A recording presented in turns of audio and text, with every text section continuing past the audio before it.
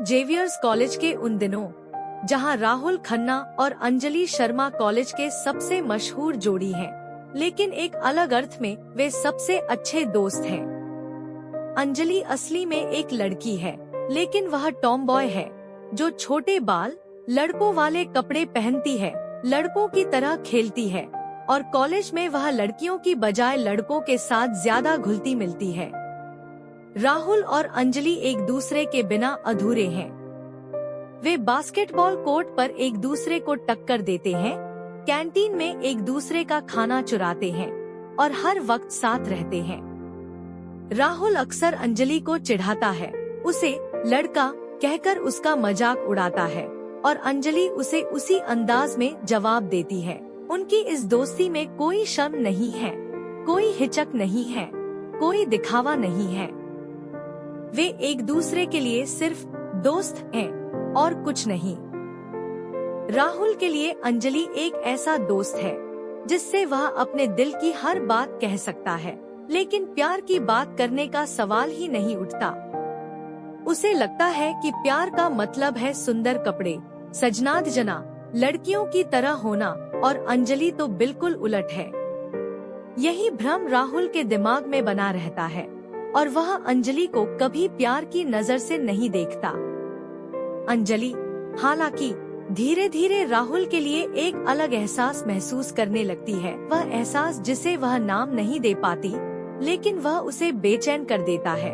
जब भी राहुल उसके करीब आता है, उसका दिल कुछ ऐसा कहता है जो शब्दों में नहीं बयां होता। यही है, कुछ कुछ होता है। एक दिन कॉलेज में एक नई छात्रा आती है, टीना मल्होत्रा, जो कॉलेज के प्रिंसिपल मिस्टर मल्होत्रा की बेटी है। वह लंदन से पढ़ाई पूरी करके अब सेंट जेवियर्स में आई है। टीना बिल्कुल अंजलि के उलट है। वह बेहद खूबसूरत है, फैशनेबल कपड़े पहनती है, लंबे बाल, ग्लैमर्स अंदाज, और पढ़ने में भी होशियार है। जैसे ही राहुल टीना को देखता है, उसका दिल धक धक करने लगता है। उसे लगता है कि उसे प्यार हो गया है। वह अंजलि को बताता है कि टीना वही लड़की है जिसकी वह तलाश कर रहा था, द वन। अंजलि पहले तो हंसती है और उसका मजाक उड़ाती है, लेकिन जब राहुल टीना के पीछे दीवाने की तरह भागने लगता है, तो उसे कुछ अलग सा लगता है। यह वह एहसास नहीं है जो एक दोस्त को अपने दोस्त के अच्छे होने पर होता है, यह कुछ और है। अंजलि राहुल की मदद करने लगती है ताकि वह टीना को इम्प्रेस कर सके। वह टीना को राहुल के बारे में बताती है, उसकी तारीफ करती है, यहाँ तक कि टीना के लिए राहुल की तरफ से फूल भी देती है। राहुल खुश है, लेकिन अंजलि के मन में एक कसक है, एक ऐसा दर्द जो वह खुद समझ नहीं पाती। वह अपनी माँ और रहने वाली रिफत बी से बात करती है, जो उसे समझाती है, बेटा तुम राहुल से प्यार करती हो। अंजलि अपनी भावनाओं को पहचानने लगती है, लेकिन क्या वह राहुल को बता पाएगी? क्या उसकी दोस्ती इस एहसास के आगे टिक पाएगी? यही वह मोड़ है जहां से कहानी एक नया रूप लेने लगती है, जहां दोस्ती और प्यार के बीच की रेखा धुंधली हो जाती है। एक दिन टीना का जन्मदिन होता है और राहुल उसे सरप्राइज देने का प्लान बनाता है। वह अंजलि को गिफ्ट खरीदने के लिए ले जाता है और फिर उसी दिन शाम को वह टीना के घर के नीचे खड़ा होता है, उसके कमरे में पत्थर मारता है और टीना को बुलाता है। टीना जब नीचे आती है तो राहुल उसे अपने प्यार का इजहार कर देता है, टीना आई लव यू। टीना पहले तो चौंक जाती है, क्योंकि राहुल की शक्ल में वह किसी सीरियस आदमी की नहीं, बल्कि एक छिछोरे लड़के की छवि देख रही थी। वह उसे मना कर देती है और कहती है, तुम मेरे टाइप के नहीं हो। राहुल टूट जाता है और अंजलि के पास आता है। अंजलि उसे समझाती है, तुम्हारी रोमियो वाली हरकतों से टीना इम्प्रेस नहीं होगी। वह एक सीरियस, मैच्योर लड़का चाहती है। अंजलि राहुल को टीना को एक गंभीर पत्र लिखने का सुझाव देती है और राहुल मान जाता है। राहुल एक प्यार भरा पत्र लिखता है, प्यार दोस्ती है, शर्तें नहीं। यह पत्र टीना के दिल को छू जाता है। वह राहुल में एक नया पहलू देखती है, एक संवेदनशील, समझदार और गहरा इंसान। अब टीना राहुल के करीब आने लगती है और धीरे धीरे दोनों एक दूसरे के प्रति आकर्षित होते हैं। राहुल को लगता है कि उसकी जिंदगी अब पूरी हो गई है, उसे प्यार मिल गया है। लेकिन अंजलि के लिए यह बहुत दर्द भरा होता है। वह उस राहुल को, जो उसका हर पल का दोस्त था, किसी और के साथ खोती जा रही है। एक शाम अंजलि राहुल को बुलाती है और कहती है, मैं तुमसे कुछ बात करना चाहती हूँ। वह हिम्मत जुटाती है और अपने दिल की बात कहने लगती है, राहुल, मैं। लेकिन राहुल बीच में ही उसे टोक देता है और कहता है, अंजलि, मैं टीना से प्यार करने लगा हूँ। मुझे सच में लगता है कि वह द वन है। यह सुनकर अंजलि सुन्न हो जाती है। उसके होंठ कांपते हैं, लेकिन वह राहुल के सामने अपनी भावनाएं नहीं दिखाती। वह तुरंत मुड़कर चली जाती है। वहाँ से जाते हुए वह रोती है, लेकिन राहुल इससे अनजान है। अंजलि को अब समझ में आता है कि उसने अपनी भावनाएं व्यक्त करने में बहुत देर कर दी और अब वह राहुल से कुछ भी कह नहीं सकती, क्योंकि राहुल का दिल किसी और के पास जा चुका है। वह फैसला करती है कि वह कॉलेज छोड़ देगी। ऐसा कहकर वह अपना सामान पैक करती है और अपने रूम से निकल जाती है, बिना किसी को कुछ बताए। वह राहुल और टीना से मिलती है और कहती है, मेरे पापा का ट्रांसफर हो गया है, इसलिए मैं चली जा रही हूँ। वह राहुल को गले लगाती है, जो उसकी आंखों में आंसू देखकर पूछता है, तुम क्यों रो रही हो? लेकिन अंजलि सिर्फ मुस्कुराती है और कहती है, खुशी के आंसू हैं। दोस्त, यह वह पल है जहाँ दर्द और सब्र ने अंजलि को बहुत बड़ा बना दिया। वहाँ से चलते वक्त अंजलि टीना के कान में कहती है, टीना, राहुल का ख्याल रखना, वह बच्चा है। यह सुनकर टीना को कुछ तो एहसास होता है। टीना अंजलि की आंखों में उसका दर्द पढ़ लेती है। वह समझ जाती है कि अंजलि राहुल से प्यार करती है। टीना के सामने एक कठिन चुनाव होता है, क्या वह राहुल से शादी करे, जबकि वह जानती है कि राहुल की असली जीवन साथी अंजलि है, या वह अपनी खुशी के लिए राहुल को अपने पास रखे। इस उलझन के बीच वह अपने दिल की सुनती है। वह राहुल से शादी करती है, क्योंकि वह भी उससे प्यार करती है। उनकी शादी धूमधाम से होती है। राहुल और टीना अब पति पत्नी हैं। वे एक सुखी जीवन बिताने लगते हैं। जल्द ही टीना गर्भवती हो जाती है। यह खबर पूरे घर में खुशियां लेकर आती है। राहुल बहुत खुश होता है और टीना भी एक मां बनने के लिए उत्सुक है। परिवार वाले इस नए मेहमान का स्वागत करने की तैयारी में लग जाते हैं। राहुल की मां भी बहुत खुश है, लेकिन इसी खुशी के बीच टीना के डॉक्टर उसे एक बुरी खबर सुनाते हैं। प्रसव के दौरान जटिलताएं हो सकती हैं और उसकी जान को खतरा है। डॉक्टर उसे बच्चा न रखने की सलाह देते हैं, लेकिन टीना मना कर देती है। वह कहती है, यह बच्चा राहुल के लिए बहुत मायने रखता है। अगर मुझे इसके लिए अपनी जान देनी पड़े तो भी मैं तैयार हूँ। वह राहुल को यह बात नहीं बताती, क्योंकि वह नहीं चाहती कि वह परेशान हो। टीना प्रसव के लिए अस्पताल जाती है। वहाँ वह एक स्वस्थ बच्ची को जन्म देती है, लेकिन प्रसव के दौरान हुई जटिलताओं के कारण उसकी तबीयत बेहद खराब हो जाती है। डॉक्टर राहुल को बताते हैं कि टीना ज्यादा समय नहीं जिएगी। टीना अपनी बच्ची को देखती है और अपनी सास से कहती है, माँ, इस बच्ची का नाम अंजलि रखना। वह बच्ची को गोद में लेती है, उसे प्यार से देखती है और फिर आंखें बंद कर लेती है। टीना की मृत्यु हो जाती है। राहुल बर्बाद हो जाता है। उसने अपनी पत्नी को खो दिया और अब उसे अपनी नन्ही बेटी को अकेले पालना है। उसकी माँ उसका साथ देती है। टीना ने मरने से पहले 8 चिट्ठियां लिखी थी। एक साल बाद उसकी बेटी के हर जन्मदिन पर, जब तक वह 8 साल की न हो जाए। उसने राहुल की माँ को ये चिट्ठियां सौंप दी थी और कहा था, इनमें से 7 चिट्ठियाँ सामान्य हैं, बस उसे बताने के लिए कि मैं उससे कितना प्यार करती हूँ। लेकिन 8वीं चिट्ठी खास है। इसे आप तब देना जब वह 8 साल की हो जाए। राहुल की माँ ने यह वादा निभाया। हर साल बच्ची अंजलि अपनी माँ की चिट्ठी पढ़ती थी, जिसमें टीना ने अपना प्यार बयान किया था। इन चिट्ठियों को पढ़कर बच्ची यह समझती थी कि उसकी माँ कितनी अच्छी थी और वह उससे कितना प्यार करती थी। 8 साल बीत जाते हैं। अब अंजलि खन्ना 8 साल की हो गई है। उसके पिता राहुल एक सिंगल फादर हैं, जो अपनी बेटी को बहुत प्यार करते हैं, लेकिन उनके दिल में अब भी टीना का गम है। वे कभी कभी उदास रहते हैं, लेकिन बच्ची अंजलि उनका ध्यान रखती है। अब टीना की 8वीं चिट्ठी खोलने का समय आता है।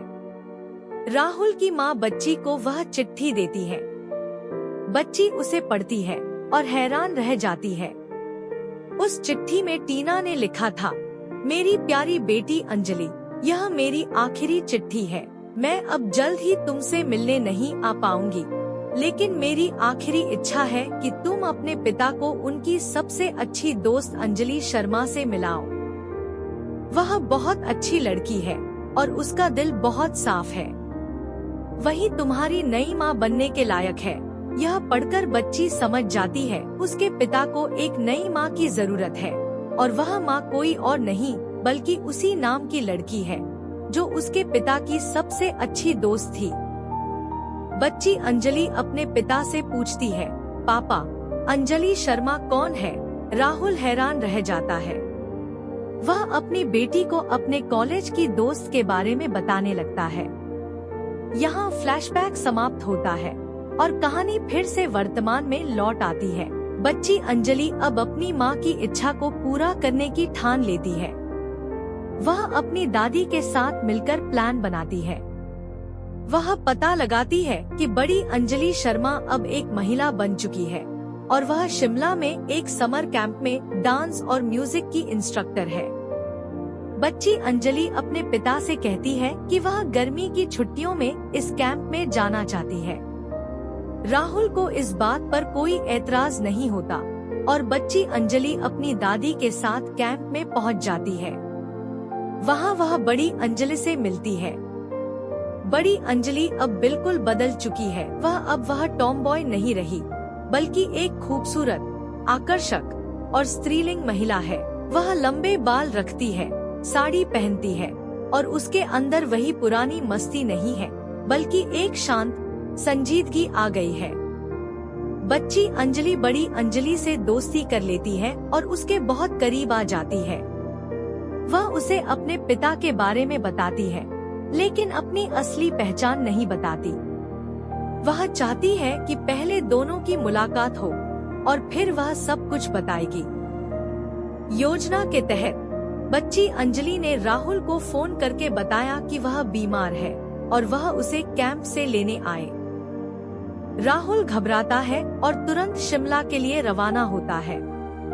जब वह कैंप पहुंचता है तो देखता है कि उसकी बेटी वहां हंसी खुशी दूसरे बच्चों के साथ खेल रही है। वह बीमार नहीं है। राहुल उससे पूछता है, तुमने झूठ क्यों बोला? तभी बड़ी अंजलि वहां आती है। राहुल की नजर पहले उस पर पड़ती है और वह एक बार पहचानने की कोशिश करता है, फिर उसे हैरानी होती है। यह वही अंजलि है जो कभी उसकी बेस्ट फ्रेंड थी, जो कॉलेज छोड़कर चली गई थी और जिसे उसने 8 साल में एक बार भी याद नहीं किया था। वह उसके सामने खड़े होकर कहता है, अंजलि। बड़ी अंजलि भी उसे पहचानती है। यह वही राहुल है जिससे उसने सालों पहले अपना दिल तोड़ा था। वह सिर्फ कहती है, राहुल। दोनों के बीच एक लंबा, भावपूर्ण सन्नाटा होता है। राहुल अपनी बेटी को बताता है कि यह अंजलि उसकी पुरानी दोस्त है। अंजलि को पता चलता है कि यह बच्ची राहुल की बेटी है। वह पूछती है, टीना कहाँ है? राहुल की आंखें भर आती हैं। वह बताता है कि टीना की मृत्यु हो गई है और यह बच्ची उसकी बेटी है, जिसका नाम भी अंजलि है। इससे अंजलि बहुत दुखी होती है। लेकिन साथ ही उसे अपनी बेटी के नाम पर गर्व भी होता है। यहाँ बच्ची अंजलि अपनी माँ की आखिरी चिट्ठी के बारे में बताती है, कैसे टीना चाहती थी कि राहुल और अंजलि फिर से मिले। यह सुनकर अंजलि को सब समझ में आ जाता है। उसकी पुरानी दोस्त उसके बारे में मरते दम तक सोच रही थी। धीरे धीरे राहुल और अंजलि फिर से करीब आने लगते हैं। वे एक दूसरे के साथ कैंप में समय बिताते हैं, पुरानी यादें ताज़ा करते हैं और धीरे धीरे फिर से एक दूसरे के करीब आते हैं। राहुल को अब एहसास होता है यह अंजलि वही है, लेकिन बहुत अलग है। वह अब एक परिपक्व, खूबसूरत और आकर्षक महिला बन चुकी है। वह उसे एक अलग नजर से देखने लगता है। एक रात बारिश में राहुल और अंजलि एक गज़ेबो में नाचते हैं और इस दौरान राहुल को एहसास होता है कि उसके दिल में अब अंजलि के लिए एक अलग ही एहसास है, जो दोस्ती से भी परे है। वह सोचता है कि शायद उसे अंजलि से प्यार हो गया है, लेकिन अंजलि अब भी झिझकती है, क्योंकि उसके मन में राहुल के पुराने दर्द के घाव अभी भी ताजे हैं। अंजलि को अब यह भी पता चलता है कि राहुल की बेटी ने उसे अंजलि नानी कहना शुरू कर दिया है और वह सोचती है कि शायद यह बच्ची उससे बहुत जुड़ रही है। अंजलि बच्ची से कहती है, तुम मुझे अंजलि आंटी कहो। बच्ची कहती है, नहीं, तुम मेरी माँ हो। मेरी माँ ने चिट्ठी में लिखा है कि तुम मेरी नई माँ बनोगी। यह सुनकर अंजलि का दिल पिघल जाता है। लेकिन इसी बीच अंजलि का मंगेतर अमन मेहरा कैंप में आ जाता है।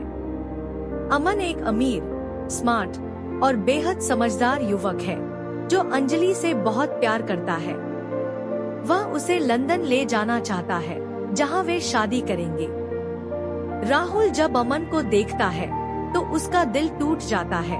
अमन राहुल से मिलता है और पता चलता है कि वही अंजलि का फायंस है। राहुल अंजलि से कहता है, अमन तुमसे बहुत प्यार करता है, तुम उसकी किस्मत हो। अंजलि कहती है, लेकिन मैं नहीं जानती कि मैं उससे प्यार करती हूँ या नहीं। वह कहती है कि वह अमन से इसलिए शादी कर रही है क्योंकि वह अब किसी और से प्यार नहीं कर सकती और अमन ने उसे वह सम्मान दिया जिसकी वह हकदार थी। राहुल उसे समझाता है, अगर तुम उससे प्यार नहीं करती तो शादी मत करो। अंजलि के मन में अब एक बड़ी उलझन है। एक तरफ वह राहुल है, जिसे वह सालों से भूलने की कोशिश कर रही थी, और दूसरी तरफ अमन है, जो उसे एक नई जिंदगी दे रहा है। अमन बहुत समझदार है। वह देखता है कि राहुल की आंखों में अंजलि के लिए कुछ तो है और अंजलि की आंखों में राहुल के लिए बहुत कुछ है। वह यह भी महसूस करता है कि अंजलि अभी भी राहुल से प्यार करती है, लेकिन अपने प्यार के कारण वह चुप रहता है और उसे अपनी मंगनी तोड़ने से रोकता नहीं है। वह सोचता है कि शायद राहुल और अंजलि एक दूसरे के लिए ही बने हैं, लेकिन अंजलि ने पहले ही तय कर लिया है कि वह अपनी शादी तय समय पर करेगी। वह कैंप छोड़कर अपनी शादी की तैयारियों के लिए चली जाती है। राहुल के पास कोई कारण नहीं है कि वह उसे रोक सके, क्योंकि वह खुद अपनी भावनाओं के बारे में अनिश्चित है। राहुल अंजलि की शादी में शामिल होने का निर्णय लेता है। वह अपनी बेटी को लेकर अमन और अंजलि की शादी स्थल पर पहुंचता है। शादी की रस्म शुरू होती है। अमन मंडप में इंतजार कर रहा है और अंजलि को उसके पिता लेकर आ रहे हैं। जब अंजलि की नजर राहुल पर पड़ती है तो उसके कदम थम जाते हैं। वह उसे देखती है, वही राहुल जिसे उसने कभी इतना प्यार किया था और जिसके लिए वह आज भी अपनी शादी खुशी से नहीं कर पा रही है। वह फेरे लेने से पहले ही टूट जाती है और रोने लगती है। अमन देखता है अंजलि के दिल में अभी भी राहुल है। वह चुपचाप उसके पास जाता है और कहता है, जाओ, अगर तुम खुश नहीं हो तो यह शादी सही नहीं है। अमन ने अपने प्यार को साबित किया कि वह असली मर्द है, जो अपनी खुशी से बढ़कर उसकी खुशी को महत्व देता है। अंजलि उसे गले लगाती है और धन्यवाद कहती है। फिर वह राहुल के पास जाती है। राहुल भी अपने मन की बात कह देता है अंजलि, मुझे अब समझ में आ गया है कि प्यार दोस्ती होता है और दोस्ती ही प्यार होती है। मैं तुमसे प्यार करता हूँ। मुझे माफ कर दो कि मैंने इसे पहचानने में इतनी देर कर दी। दोनों एक दूसरे की आंखों में देखते हैं और उनके बीच सालों की दूरियां पल भर में मिट जाती हैं। राहुल अमन के पास जाता है और उससे हाथ मिलाता है। वह कहता है, तुम बहुत बड़े दिल के इंसान हो अमन। मैं तुम्हारा शुक्रिया अदा नहीं कर सकता।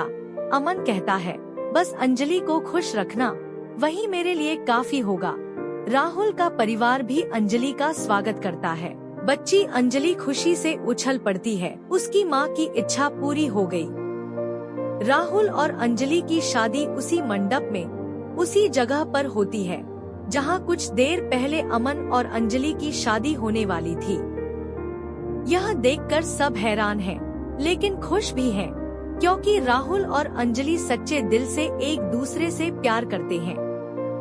बच्ची अंजलि अपनी माँ की चिट्ठी हाथ में लिए बैठी है और आसमान की तरफ देखकर कहती है, मम्मी, आपकी आखिरी इच्छा पूरी हो गई।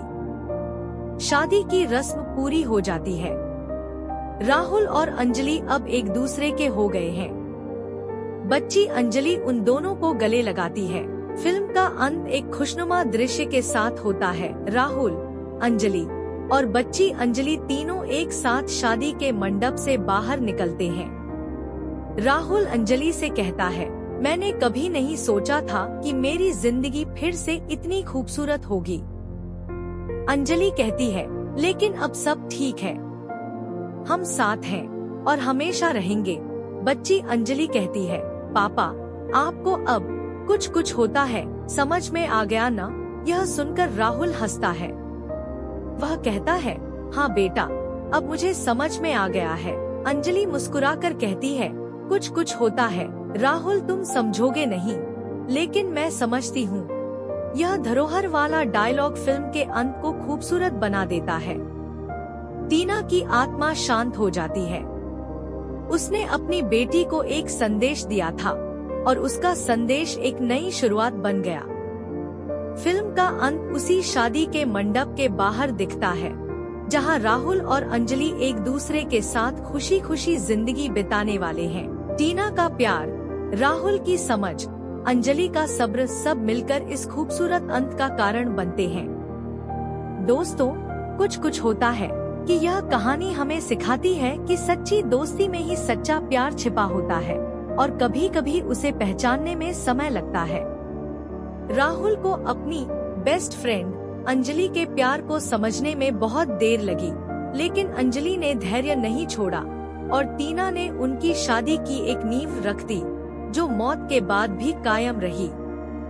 अगर आपको ये ऑडियो स्टोरी पसंद आई तो सिनेमेवर्स एडिट्स को सब्सक्राइब जरूर करें, क्योंकि यहाँ हर फिल्म की धड़कती हुई सच्चाई बिना कटौती सुनाई जाती है, चाहे वह 1998 की हो या 2026 की। याद रखिए, प्यार का एहसास हमेशा कुछ होता है। जब तक आप उसे अपना न कह लें, तब तक अधूरा रहता है। शुक्रिया।